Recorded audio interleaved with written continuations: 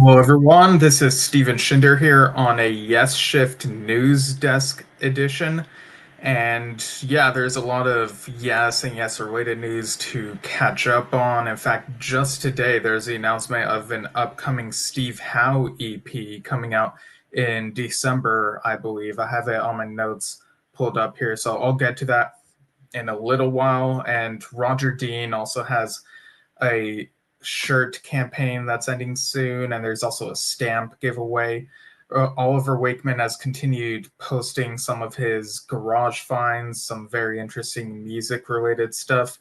And I saw a few of the ProgStock streams over the weekend.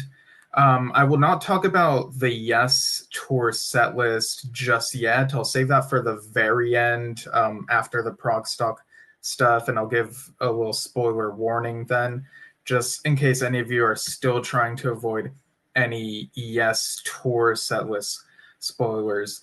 But yeah, we got quite a lot to talk about here, so I'll just pull up my notes. Well, first off, we're a few days removed from the passing of John Lodge. Dad and I came on here to honor him, and we have since seen some posts from a few different people. So the first one I'll read here is from Justin Hayward, also of the Moody Blues, and it just so happens it's his birthday today, actually. He recently posted, "I'm very sad and shocked to hear of John's passing. I have such happy memories of making music together. My sincere condolences to his dear wife and family." And then I see one here from Carl Palmer saying, "I'm deeply saddened to hear my friend John is no longer with us. He was always super friendly to everyone, a great man, and I will miss him. We always enjoyed each other's company when we were touring together on the Royal Affair tour." The Yes official Facebook page also shared a clip from the Royal Affair tour from the Irvine show that I attended 6 years ago, actually. A clip of the performance of Imagine, that tribute to John Lennon. And that was quite a momentous moment in the concert that I feel made it feel very different from other tours, because it was basically the culmination of a collaboration between these people and these different groups. Yeah, John Davison and John Lodge singing. And of course, what's cool is that Alan White, being at this concert, he had played with John Lennon. And so I thought it was great that they shared that clip. I know recently would have been John Lennon's birthday. I don't quite recall if they shared this on that day, or I'm the dates are kind of getting mixed up for me in terms of what happened when. But yeah, it's a great clip, and I feel very nostalgic about that Royal Affair concert. I also saw a post this is from Jay Shellen and his wife Barbara, saying, "A beautiful, talented, kind man. His warm spirit and engaging personality and smile connected instantly with everyone. Our sincere, heartfelt condolences go out to his family and to all who loved him." And I see another message about John Lodge that Billy posted, Billy Sherwood. He said, "My sincere condolences to the entire Lodge family. John was such a kind and gentle soul. I had the pleasure of touring with him on the Yes Royal Affair tour. His solo band was on the bill, and they were great. He will be missed by so many. John's legacy of music will carry on down through the ages. Much love to his lovely wife, Kirsten, beautiful daughter, Emily, son, Christian, son-in-law, John, and the rest of the family." So there you go. And I've been listening to Moody Blues tracks here and there, in light of John Lodge's passing. But yeah, definitely will be long remembered. And again, our hearts go out to the entire family and anyone who knew him. So a little bit about the current Yes Tour. Again, no setlist spoilers, but there were clips shared around of Billy playing the fish. And from what I saw, it looked and sounded pretty good. I haven't really looked too much into videos from the tour because I want to see the whole show firsthand. I still got about a month left to wait once they're near me. And I also saw a post from Billy where he said, great full production rehearsal in the Toyota Oakdale Theater here in Wallingford, Connecticut. And, he was standing in front of the television, which showed an episode of Star Trek, the original series from the looks of it. So he's worked with William Shatner on Ponder the Mystery. And he says, I consider that to be a very good omen for this entire tour, boldly going, etc. So that was a bit of fun. I saw that the Yes Official Facebook page also shared a message from John Davison. So John Davison said, and this is in regards to Chris Squire, he said, with this year marking 10 years since Chris Squire passed, and with Yes now on tour performing Fragile, which is the last thing we ever did with him, I've been reminiscing on what Chris has always dearly meant to me and on all the incredible times we personally shared, both on stage and off. When it came to band travel whilst on tour, it was always Chris and me that were paired, traveling side by side every mile of the musical road. I could always make him laugh whenever I did my Ethel Merman impersonation of Everything's Coming Up Roses. I used to do a pretty good Axl Rose too, so Chris and I had the crazy idea of starting up a Vegas show called Everything's Coming Up Axl Roses, Ethel Does Axl, Axl Does Ethel. Chris was a larger-than-life character with such a dry sense of humor. I always admired his carefree way of being. How I miss my friend. Thank you, Chris, for giving me the rarest of opportunities, the highest of blessings, to be able to sing for my favorite band and to use that platform for much personal growth. You changed my life forever, and I will always be grateful to you. I love you, John Davison. Yeah, it didn't really occur to me that the last time they did this Fragile run, at least most of it was with Chris when he was still around. I think there might have been some overlap, like they did some of it before he passed and then some of it after he passed. But yeah, so again, I'm very curious to see firsthand how they do the material this time around. Billy also made a post on October 4th at the Atlantic City show, sharing a picture of him with Derek Schulman of Gentle Giant. And he mentioned how Derek signed his band's World Trade, Circa, Yoso, Arc of Life, and his own solo project, Citizen. He says, great to see him and his lovely wife, Sharon. Great Yes show at Atlantic City Hard Rock. Yeah, and again, folks, check out Derek Schulman's Giant Steps memoir when it comes out. I think that's a month away for one territory and then December for another territory. There's US and then I think US comes second. Yeah. So regarding Roger Dean, there are a couple dates coming up, October 17th being the key date to remember here. So let me go ahead and show you what these shirts look like, these Roger Dean Fragile World shirts. I'll go ahead and take off the player so you can see a bit more of the image. Yeah, so you got the long sleeve and short sleeves, and it's the Fragile World from the 2010s version, the bit of an update version.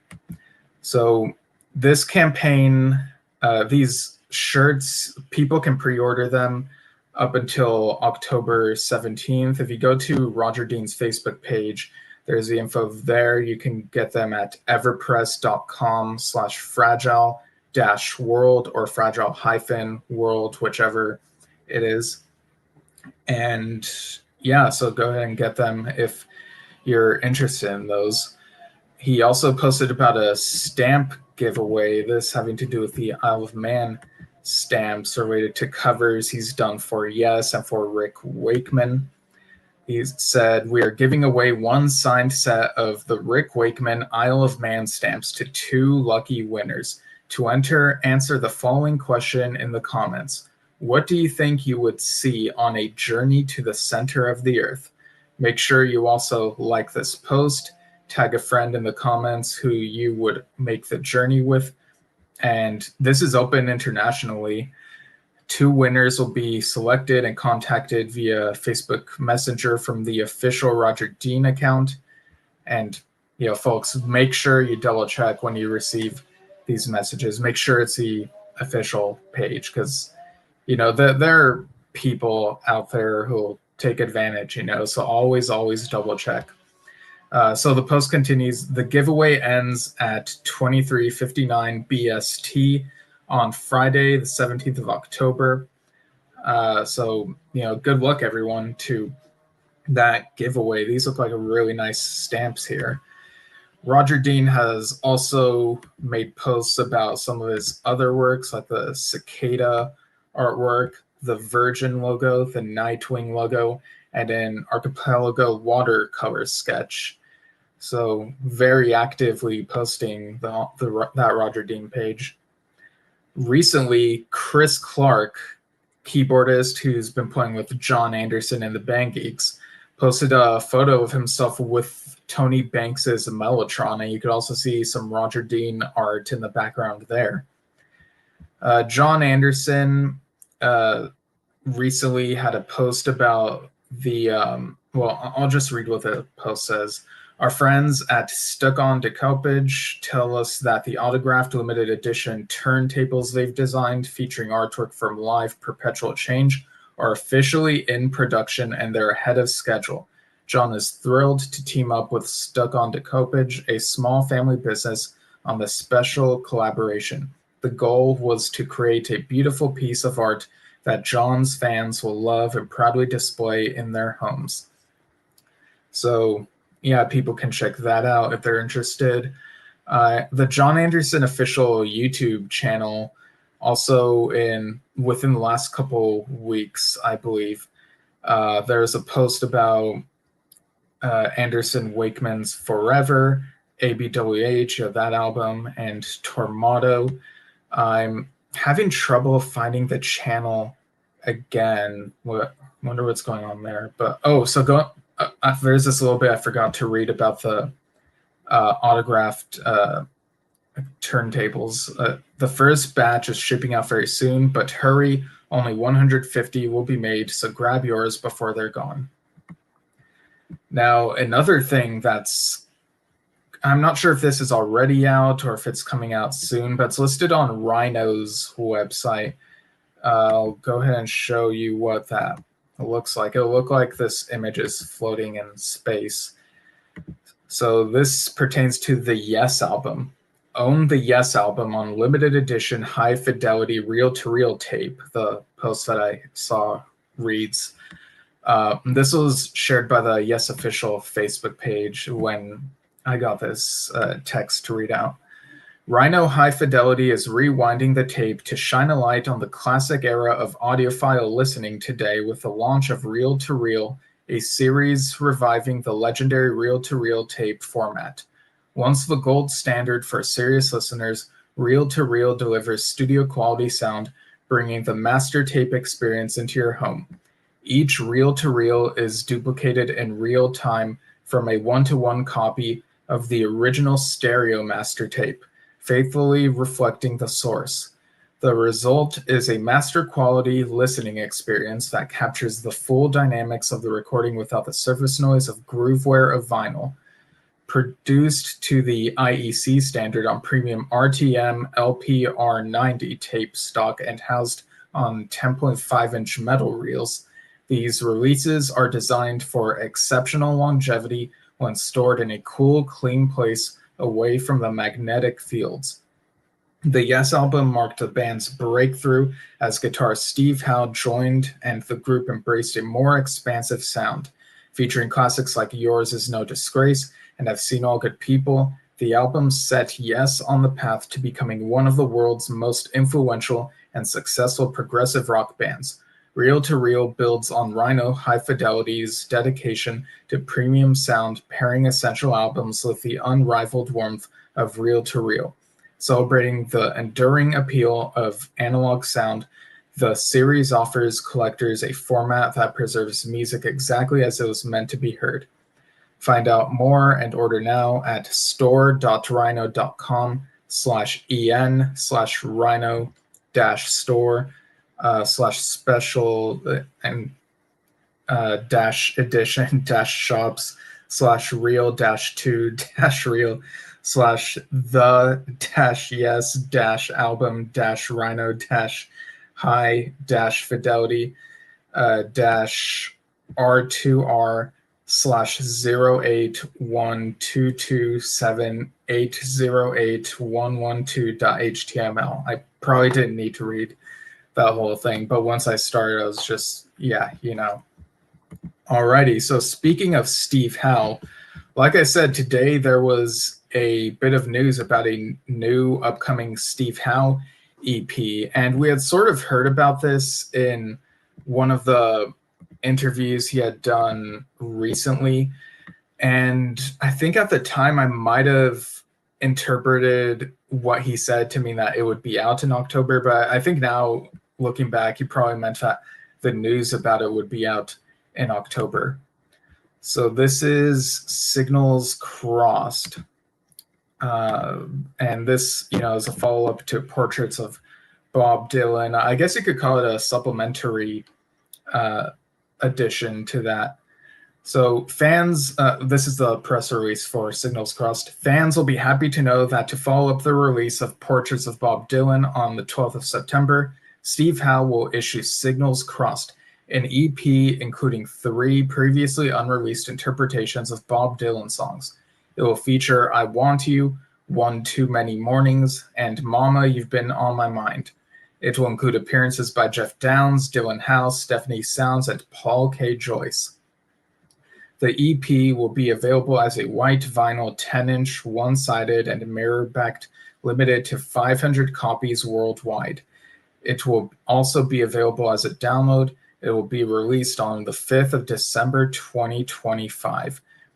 And I'll go ahead and grab this link and post it in the comments. If you're watching this live, you'll be able to see the link in the comments to where you can pre-order, pre-save, what have you. Let's see. Steve Howe said, I recorded I Want You before starting the released Portraits of Bob Dylan tracks. Then I recorded 2 alternative versions of songs from the album in different styles.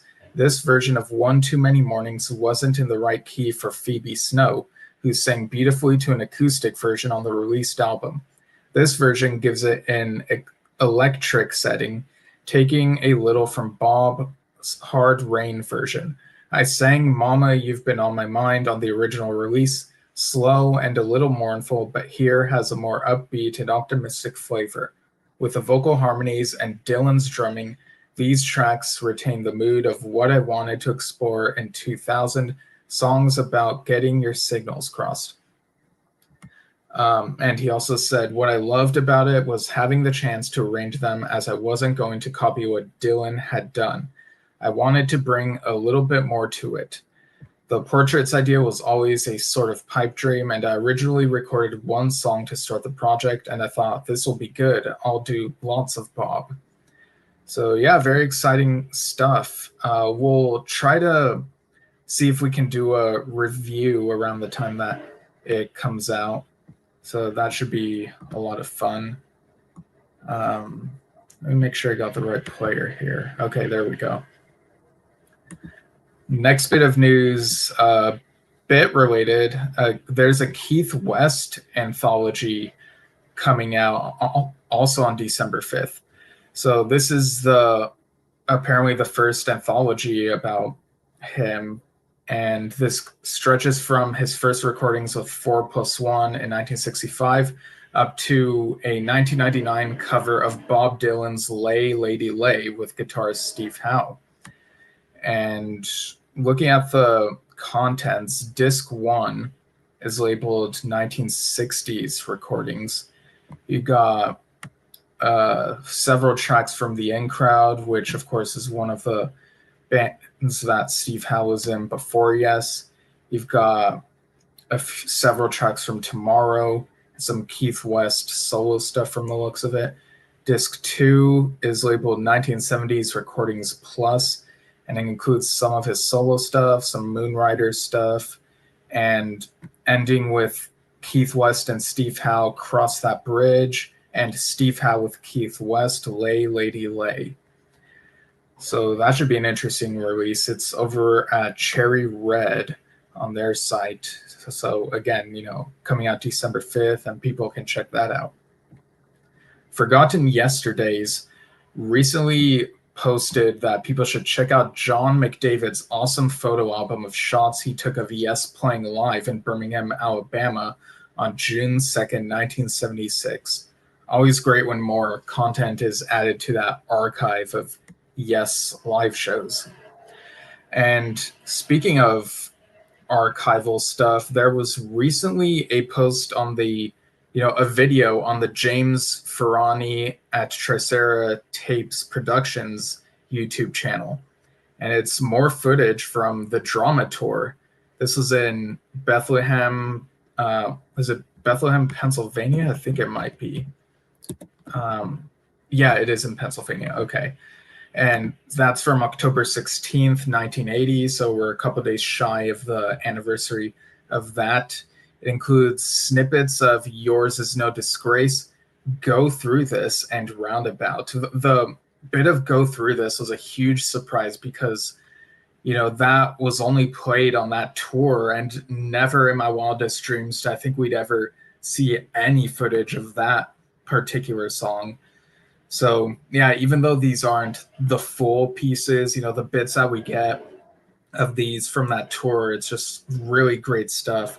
So between that and the Philadelphia footage that we saw a couple months ago now, I think, drama, the drama tour has had a bit of a resurgence as of lately, at least in the archival sense.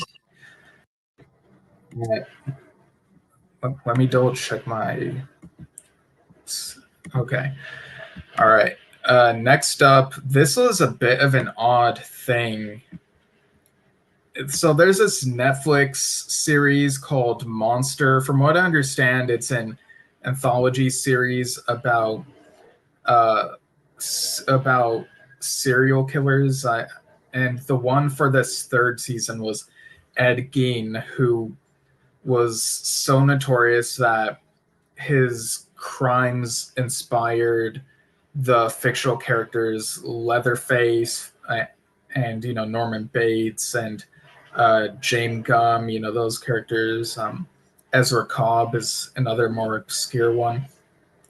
And so there's this, it's a drama series. They have these actors playing these real life people. And I have no idea how accurate it is to real life. I have not watched the series. I only fast forwarded to this bit toward the end of the finale, because it includes the song Owner of a Lonely Heart. The music video, if I remember correctly, shows up on a TV screen, and then there's this dream sequence where it plays, and it's very odd way of using it. I don't know if I should say more in case people don't want the series spoiled for them, but yeah, I have mixed feelings about the use of it here, and now I'm wondering, what's even weirder, the placement of it in this show or the original music video itself? Because that music video is still really freaky in places. It's really bizarre, really out there. But yeah, between this and Leave It feels like Netflix really is mining 90125. So I kind of wonder, what are your predictions for what the next 90125 track will be that will get featured in a show or a movie? Because Leave It was in that Charlie Sheen documentary. And yeah. This next bit of news, I wasn't sure where to put it, so I'll just put it here. I thought it was kind of fascinating. Jimmy Hahn posted that Steve Porcaro's new solo album, The Very Day, to come out, and that he had the pleasure of playing on it. He said it's simply a fantastic, beautifully crafted record stacked with who's who of great musicians you will all know very well. Seriously, go get it. You won't regret it. Now, next up, some Wakeman's news.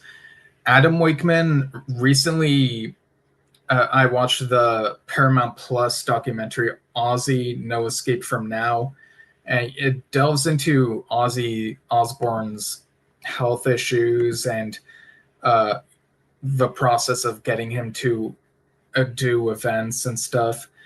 And Adam Wakeman does appear briefly in it from what I remember.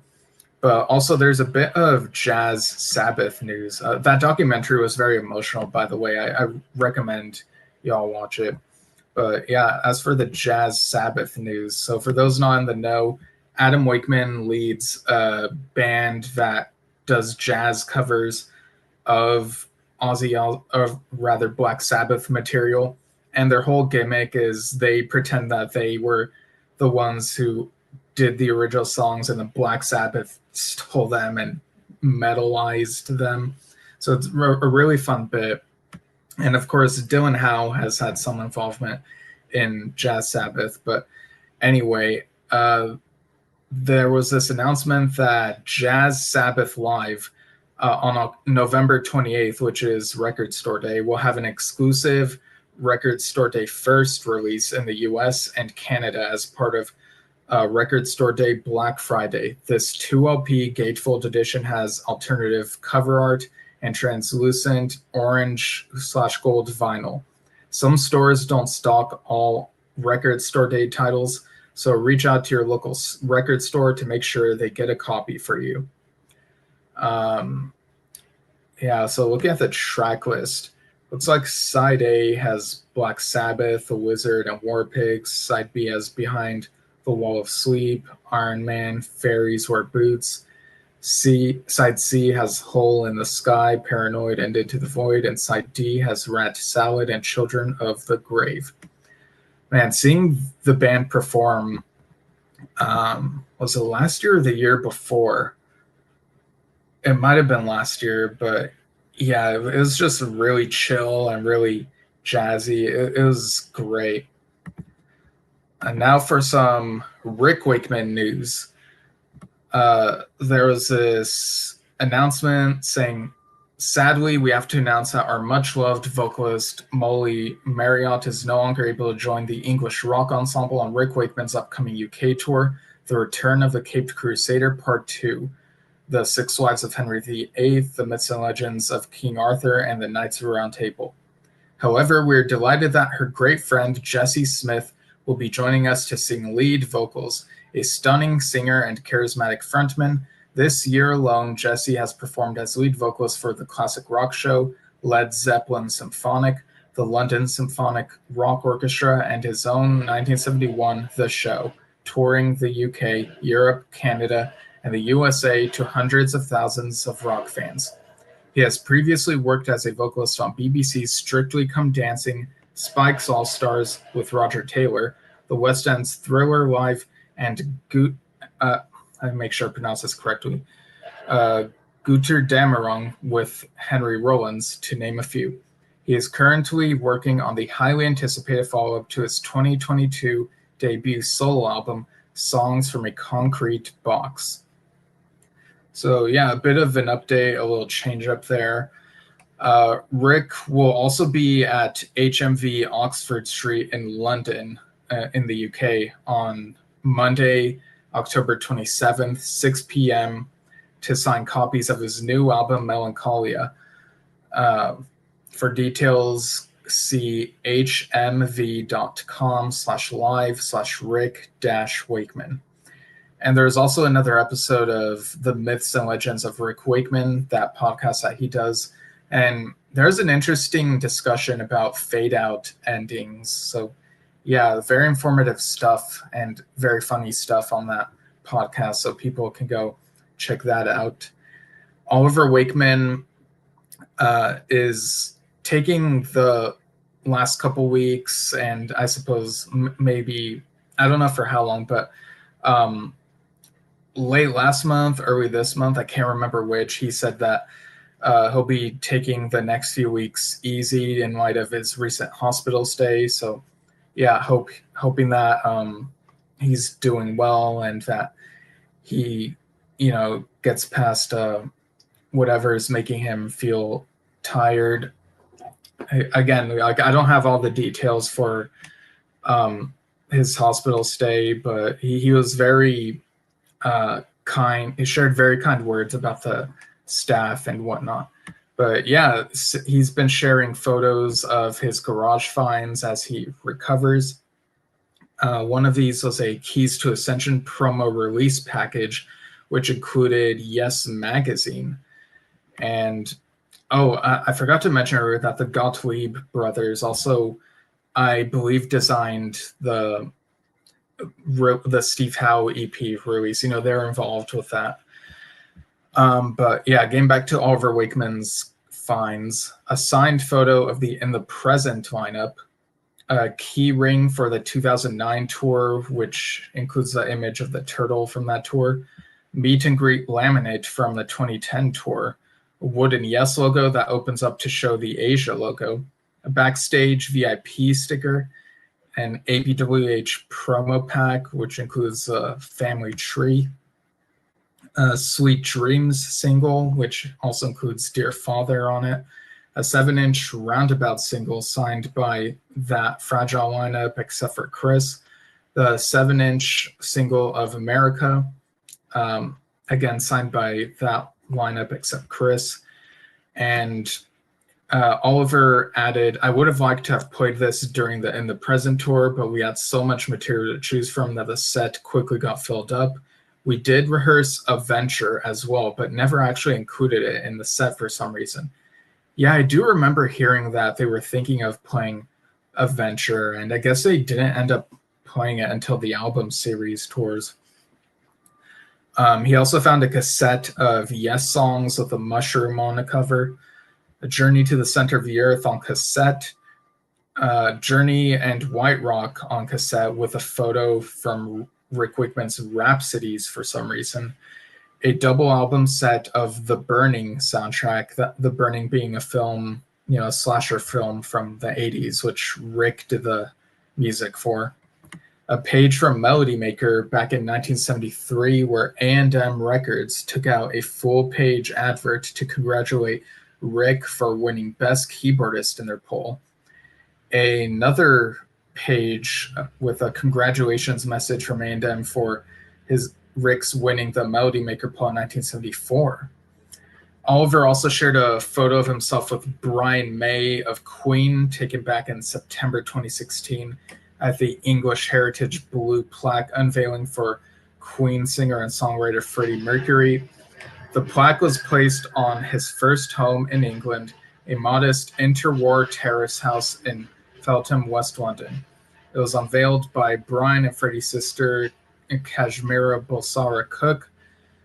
Oliver said, I arranged a piano version of We Are the Champions, which was used in the accompanying film showing how they made Freddie's plaque. And of course, you can find that on Oliver Wakeman's channel. He also shared a photo of him performing with Adam, Gemma, and Rick at Blackfriars, a 13th century medieval priory site, possibly the last time they've all performed together. He said, we did 2 shows in a row, which were great fun, lots of laughs, and it was nice to interplay on each other's music. And he also had another post saying, many years ago, I used to be a radio presenter on Lantern Radio in North Devon. I used to present a section in the rock show talking about prog music. I used to get sent some quite interesting stuff and always tried to play most of it on the show. This one was a no-brainer to include, though. This is the radio promo CD for Take It Back from the Division Bell by Pink Floyd. I really liked this album, although probably contentiously preferred a momentary lapse of reason. And he also posted another Pink Floyd radio CD, which he played, this one for the track Keep Talking. He says, I always thought that was one of the best tracks on the Division Bell. Dad and I are really into the music on the Division Bell. For me, it's a top 3 Pink Floyd album, I would say. And let's see. Next up, he also posted a promo CD single for Lie by Dream Theater, a maxi single from Styx from 1977. He says, I assume to promote the Grand Illusion record with the track Come Sail Away. And he also posted a rare CD single of the version of Welcome a Star from Rick Wakeman's New Gospels featuring the late Ramon Remedios, an unused ticket stub for a show Oliver did with his band in 2007 for the Classic Rock Society to promote his album Mother's Ruin. And the band featured Paul Manzi, who now sings with The Sweet, and David Mark Pierce on guitar. He says, a great band, and these shows were such good fun. So, yeah, definitely follow Oliver Wakeman's Facebook page to keep up with those interesting finds. Bill Bruford recently posted the second part of his interview with the Gottlieb brothers, which will be in the Fragile tour book. And the Pete Roth trio posted a video of Bill warming up on a drum kit. So really fun stuff there. And Rick's Facebook page included a This Day in Music History type of thing. Let me just show you the photo. So for context, I'll go ahead and remove the player for a moment. October 13th, 1972, 53 years ago today, Bill plays his first gig with King Crimson, having jettisoned the safety net that is Yes. The Zoom Club, Frankfurt, Germany, was a typical club of the era. Tiny, cramped, and explosive with audience anticipation, excitement, and energy. Image at the Zoom Club from left to right, Fripp, Cross, Wetton, Muir, and Bruford. Nice. Yeah, I've been really getting back into King Crimson these last few years, thanks to this podcast and all the stuff we report on. Let me just remove that. And speaking of Crimson music, so recently there's the live album, Beat Live in Los Angeles. Let's see, will this show up? Okay, yeah, it does show up on the screen. As long as it's part of my shirt. So, yeah, this live album was the Beat concert that I attended last November. And yeah, sorry if you hear any background noise going on outside, but this was the best time for me to do this news broadcast, and I did not anticipate this. But yeah, you got the elephant on the cover. I ordered this. So this is kind of a funny story. I was trying to get the art book release. I had that in my cart for a while and then just got super busy with a lot of other things. And it got to the point where the art book was listed as out of stock before I could check out. And so I thought, well, okay, I really want the Blu-ray, so I'll go ahead and get the 2 CD Blu-ray set. The art book has additional content.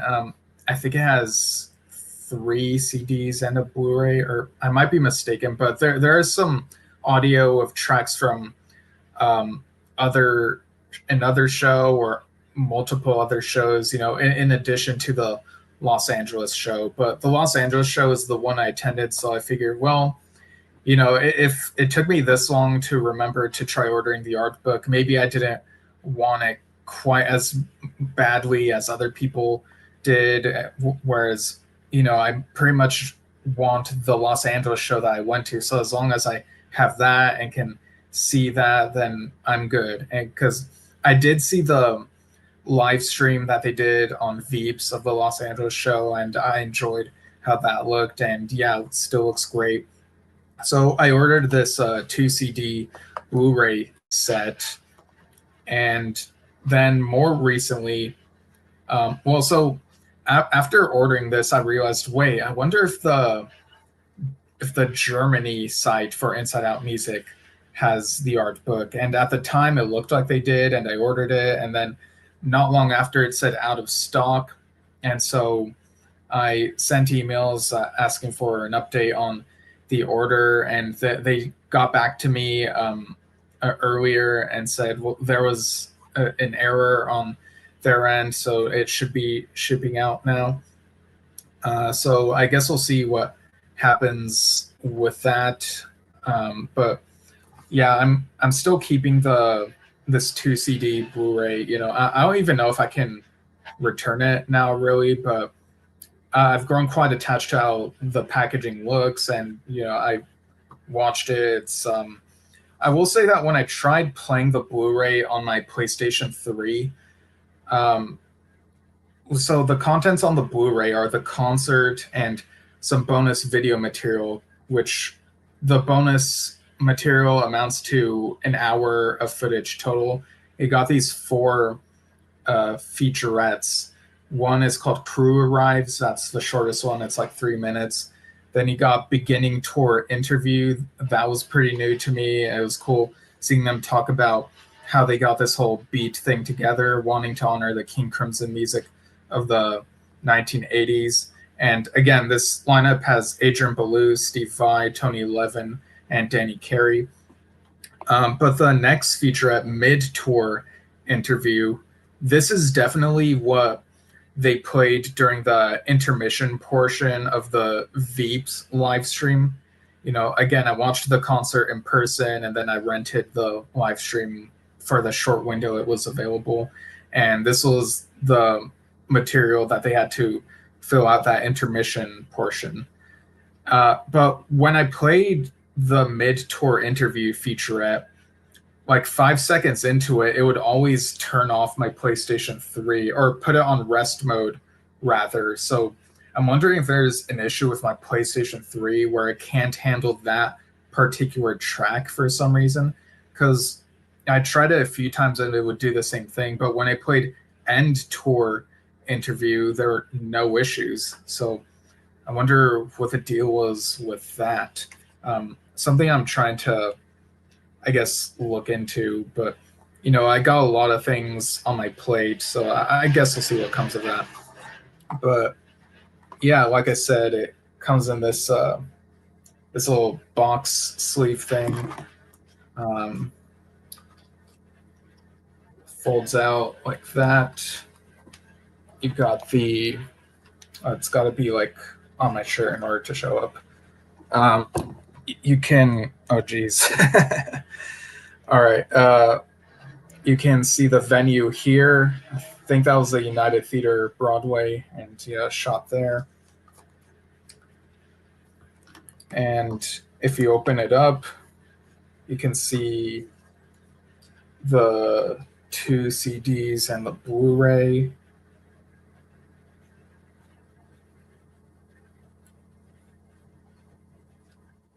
There's also a little booklet in this mini sleeve. It's got photos, some nice looking photos from the show. Again, they look better in person than I'm presenting them here. I assume that the essays are in the art book version. You know, there's no essay here, or essay story about the tour. I do kind of wonder how much information might repeat from the featurettes. And did I show you the backside? I don't know if I did. But yeah, I'm pretty happy to own the video. But again, if the art book version Blu-ray does arrive, I'll have another Blu-ray disc to test out that mid-tour documentary on my PlayStation 3. And we'll see what happens. But again, really glad that this collaboration came together and I was able to witness it in person. I remember when tickets sold out, and so they had to add additional dates. So there's another chance for Los Angeles. And yeah, what a night. Really off the wall type of music. It's really cool. All right. Let me see what else I have here. I guess what I have left is my little recaps of the ProgStock streams that I saw. And then at the very end, after all that, I'll talk about the Yes Fragile Tour set list. So for those not aware, ProgStock, the progressive rock festival that happened in New Jersey this past weekend, on Stage It, they, each year they include some of their shows so that people who are not able to make it are able to watch them on Stage It. I had to really pick and choose which shows I could watch and that would fit my schedule, because people might not know this, but I actually do a lot of things, like a lot of other things outside of talking about music and listening to music. I do a lot of improv stuff, and I try to make time for my own novel writing. I have 2 novels out, and I got more that I want to work on. But October 9th, I was able to watch the stream for this musician I wasn't familiar with, Robeone, and that's spelled Robeone. Not how I would have expected to pronounce it. Looking at it, I thought it was Robe One, but whoever presented this fellow pronounced it as Robeone. And he had this synthesizer setup. Began with a really moody synth instrumental that was really impressive. I did wonder at certain points if the sound was coming across how it was meant to sound, or if there's some technical stuff, but not being familiar, I really can't say. The next piece that he played, though, included a drum track, so a bit different. And then the third piece, I think he mentioned it was Peter Gabriel inspired, so it includes some of those more world music sounds that you would expect from some of Peter Gabriel's tracks. And then the piece after that feels like that steel guitar sound that you get in tracks like To Be Over and You and I. It felt very bluesy. He mentioned there's going to be a listening party for his band Project Red 32, which I was not able to check that out because of my schedule. He said there's a vinyl coming out in November, and Jimmy Keegan is on drums. And then there's a very brief final outro piece. Sound kind of like horns. So yeah, I'm curious about Robeone's music. Maybe I'll check out more of his discography. And then the intermission after that included Southside the Sky by Yes, of course, and Cross-Eyed Mary by Jethro Tull. There's another piece before Southside the Sky, but I couldn't identify it. But yeah, after the intermission, we got Fred Barchetta, who, as you could probably guess, covers Rush music. And this was really interesting because we couldn't have known that Rush were going to reform days before this. So there's a little bit of a mention of that. And yeah, I know that right now there's this discourse between people about the price of the Rush concert tickets next year, and people are pretty upset, but people are trying to rationalize why they're expensive, with all the things that they have to pay for and crew and stuff. And yeah, I know there's an online an online queue, people waiting for a while. Being so busy with various things, I just didn't engage with that. And I don't know if I'll be I don't know, at the moment with everything going on, I feel like getting a Rush ticket isn't as high of a priority for me, even though I know I would probably enjoy the show. So if it happens, it happens. If it doesn't, I'm sure that there's going to be an amazing concert film coming out of this. But yeah, I guess we'll see what happens with that. But Fred Barchetta's set list, so they began with the South Park clip where the boys in that show play Tom Sawyer. And then they did a bit of a medley. So this medley included Hemisphere's Prelude, Free Will, and Subdivisions.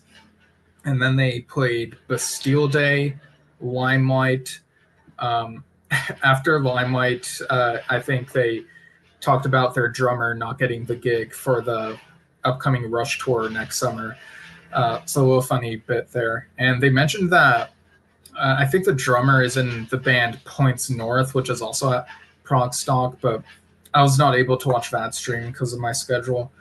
But anyway, after all that talk, they played YYZ or YYZ if you prefer, then Red Barchetta, which how could they not with their name, you know? And then Tom Sawyer, Trees, Xanadu, Where's My Thing, featuring bassist Uriah Duffy. So that was an interesting guest spot there. And then Something for Nothing. So I kind of wonder if they were going for a back-to-back theme there.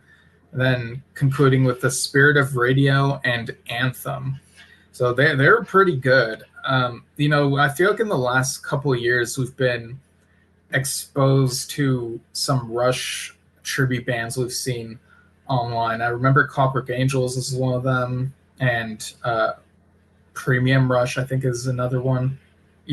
So at this point, like I've seen like videos of 3 different Rush tribute bands now, and yeah, it's very cool seeing how they honor the music.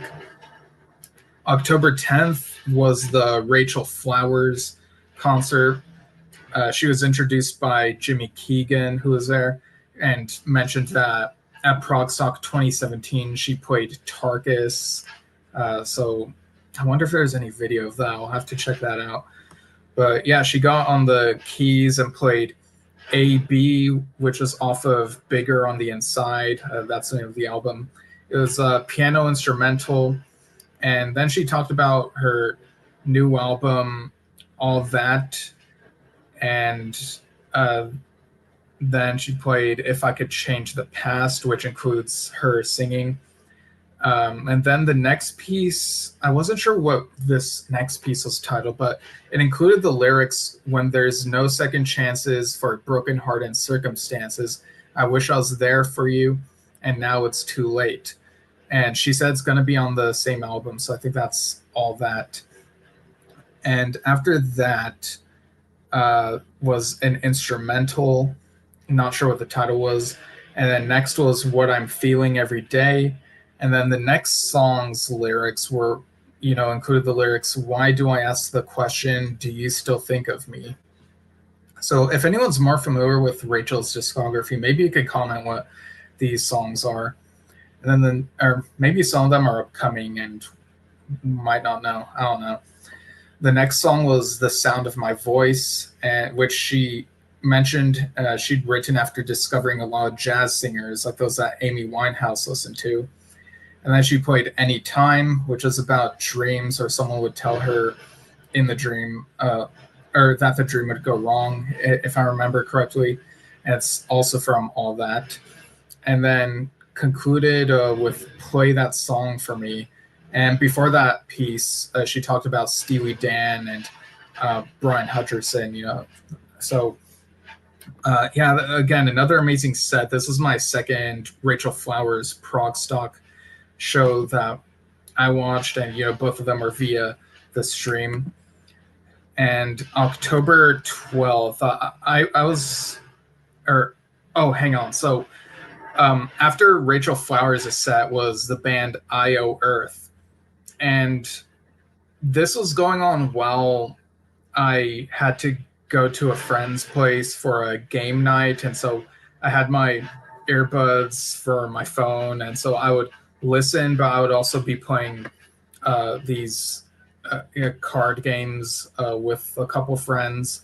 And even though I couldn't like tune in all the way, I could tell that the music was incredible, very bombastic, some great guitar sounds and orchestral stuff. It's really great. I need to dive more into IO Earth because what I was able to hear, I remember thinking to myself, man, I bet it sounds like even better in person. You know, I kind of envy, you know, the people who are able to hear it like right in front of them. October 11th, I was too busy to check out any other streams that day. But October 12th, I was able to check out the set by Dave Bainbridge and Sally Minear. So most of these were Iona songs, and Iona is a Christian Celtic rock band. Or is it a rock band? Or Iona... Okay, yeah, they're classified progressive Celtic Christian rock band. So stuff that's very new to me. They began with the track Kel's opening theme. And, again, Dave is on keys, Sally is on vocals. And then they played Today, and then Lindisfarne, and then The River Flows. They would have this screen that shows a waterfall and stuff like that. There's also a screen behind Rachel Flowers during her set showing some interesting stuff. But after The River Flows, they played Luke the Calf, which is from an instrumental from that Iona album, Book of Kells. And then they kind of surprised with a Gentle Giant track called Shadows on the Street, a really deep cut there. They had to reboot the computer as they started, and Sally was kind of trying to, pat at the time, being like, jokes then? And, there are some, even amidst the hiccups, people were understanding, and the track sounded great. And again, Sally's father being Carrie Minear, so really cool that Gentle Giant still gets its due. After that, they played Fall Away, or at least an excerpt from it, because it's a 16-minute track from Bainbridge's new album, On the Edge of What Could Be. So they didn't play the whole thing, but they played a bit of it that Sally sings on. And then after that, they went back to some Iona stuff with Heaven's Bright Sun, Beyond These Shores. And that was the end of that set. And then next up was Mike Keneally and Beer for Dolphins. And some of their music kind of reminded me a bit of King Crimson and how off the wall it would be. There's a bit of rap involved in some of this music, I guess I would say. The first track that they played was I Monster by The Mistakes. Then they played Beautiful, and then Them Dolphins is Smart, followed by 1988 Was a Million Years Ago, and then Yep, Them Dolphins is Smart, All Right. So that was kind of a back-to-back thing there. And then they played an instrumental, which I could not figure out what this one was called. And then after that, they said, let's play, I'm not sure if they said Hog's Hat or Hog's Head, but whatever that was, they played that and then went into Blameless, which in parentheses is also called The Floating Face. And then after that, they played What Happened Next, and then Day of the Cow, which that one kind of reminded me of Aqualung by Jethro Tull a bit. And then they did an improvised rap about sound check, as they were trying to get certain things together. And after that, they played Bunkistan from Brian Beller's 2019 solo album, Scenes from the Flood. So he was able to sort of lead that. And then they ended with Cardboard Dog. Beer for Dolphins, like really cool stuff. And again, I love how ProgStock introduces us to these bands that we might not know, and they have very creative names. I mean, Beer for Dolphins. And I remember there's another band listed called Funhouse Mirrors, and their name alone makes you want to check them out. So I got a lot of homework to do, I guess. All right, so now we come to the Yes set list portion for the current 2025 Fragile Tour. They've been at this for, I guess, a couple weeks now.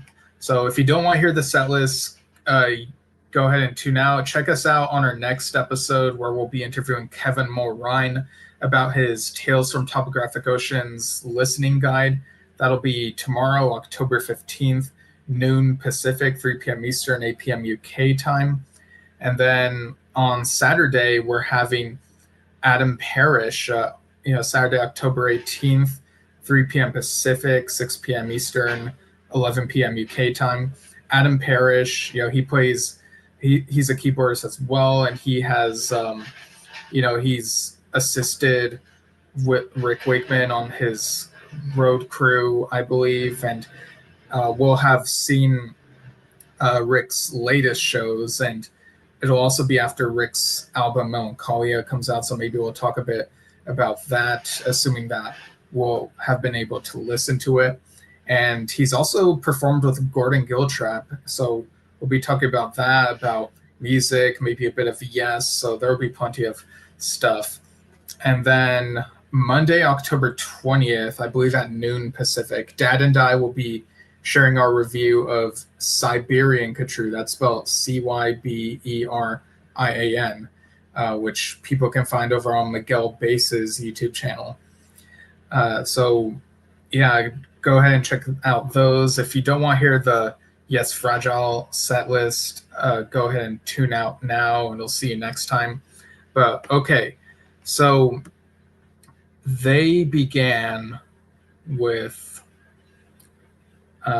Siberian Khatru, and I've heard that I don't know if they're using the walk-on music. I guess I'll have to check that out, but yeah, maybe not, because I didn't see it listed on Forgotten Yesterdays where I pulled this set list from, and I've seen other posts about this set list, and that was the thing that people mentioned, that no walk-on music, which is kind of odd. But yeah, so they began with Siberian Khatru, which they've used to open many shows in the past, and then they got to actually, let me double check this.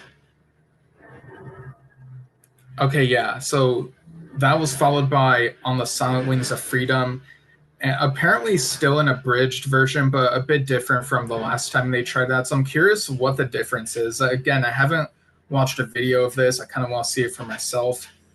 And then after that, they played a few, I guess you could say, quieter, slower tracks. They played Onward, also from Tormato. And then they played Madrigal, which I don't think has been played since the late 2010s. Did they play after 2017? I can't quite remember. But then they played Soon. Again, that Soon portion from Gates of Delirium. And that was followed by Wondrous Stories. And then after that, they played Circles of Time from Mirror to the Sky. One of my favorite tracks from that album. Again, I'm sort of more into some of the more ballady stuff in some instances. So Circles of Time and its existential themes, like, really up there for me. So that's a nice surprise. And then they concluded that first set with Tempest Fugit. So going back to the more faster paced stuff. And yeah, it was noticeable reading the set list, that string of slower, quieter songs. It kind of reminded me of when on the 35th anniversary tour, they included that acoustic set, to kind of slow down the pace for a bit in the set list.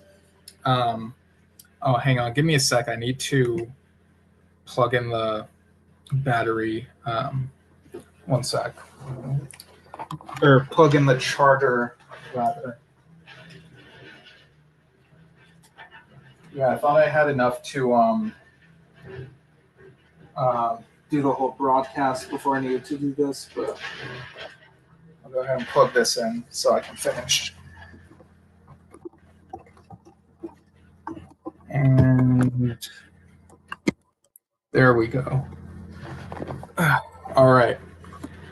So on one hand, it is a little bit surprising, but also not so surprising for me, given that, these musicians are the age that they are, a couple older than others. So they're going to play whatever they feel that they're able to, that they're capable of. I do quite like that Circles of Time is in there, something from Mirror to the Sky. I would like a bit more new stuff, showcase some of the other quieter, slower songs from Mirror to the Sky and The Quest. I kind of would have preferred that they went that direction. I would have replaced Soon and Wondrous Stories for a couple of those tracks. It is noticeable that there's a bit more Tormato representation here. I don't think they're gonna do a Tormato set for the album series. I know people are wondering about that, but I don't really see it happening because Steve Howe has said that there are some things on Tormato that he thinks that they could have done better, and the abridged version of On the Silent Wings of Freedom kind of speaks to that, right? And also, like, how do you do Circus of Heaven? It has John Anderson's son's voice on it, so it'd be a bit weird. But yeah, so I don't expect anything like that. I do welcome more Tormato stuff, but I don't expect an album series type thing for Tormato. So we get what we can get, But yeah, despite the slower pace of that first set, or from the sounds of it, I do like that there are a couple surprises in there. I've never seen Madrigal in concert in person. And I'm really excited that I'll get to see Circles of Time, assuming that the set list stays the same and that they haven't changed it, fingers crossed. The second set, of course, included Fragile. So, Roundabout, Cans and Bronze, We Have Heaven, South Side of the Sky, 5% for Nothing, Long Distance Runaround, The Fish, Mood for a Day, and Heart of the Sunrise. I do wonder, I haven't looked into this, but I do wonder if for after Heart of the Sunrise, if they bring back the We Have Heaven reprise. That was something I noticed was missing in the video of the 2014 Fragile set. So I guess we'll see. I'm sure some of you already know. And then for the encore, they threw in, because they played Roundabout earlier in the set, so they kind of have to go with something else. But this was like really out of left field. They played the Beatles song "The Word," which it's a decent song. It's just I'm kind of scratching my head wondering why this song. The Beatles definitely inspired Yes, and people have been in it, but yeah, kind of. I would want to ask one of the band members, like, what was the decision to include that track. I kind of wonder if maybe any of them touch on it in the Fragile tour book, but who knows if they finalize the set before being interviewed for that. But anyway, I'm very curious to see what their take on that classic song is. And then, of course, they conclude with Starship Trooper. And yeah, I've heard people pleased with the set. People who've gone to see the show. There are some who really enjoyed it, and I've also seen here and there people say, certain things could have been a bit better, but I think it's a bit mixed from what I've seen. I haven't read too many reviews because I kind of want to just go in and see for myself. But yeah, I am glad that I read the set list for myself. I know people want to go in with no expectations, but I think with Yes, I kind of want to temper my expectations. So now that I know that this is what to expect, then I'm sure I'll have like a really good time with it, not wondering or worrying, where they go play. So, I'm just going to be in the moment and really enjoy it. So we're looking forward to that show. All right. Well, that's it for this Yesshift News Desk Edition. And like I said, come back for our interview with Kevin Mulrine tomorrow, the 15th, and then we'll have Adam Parrish with us on the 18th, and then Siberian True review on the 20th. So you can follow us at Yesshift on Facebook and YouTube, and search Yesshift in a podcast app. You'll probably find us. You can write to us via yesshiftpodcast@gmail.com. So that's it for now. I'm really relieved that I was able to get through all this. Very satisfying to just get through all these news items. Maybe I'll try to not wait as long as I did this time around so that it doesn't pile up as much. But thanks for tuning in, folks, and we'll see you all soon.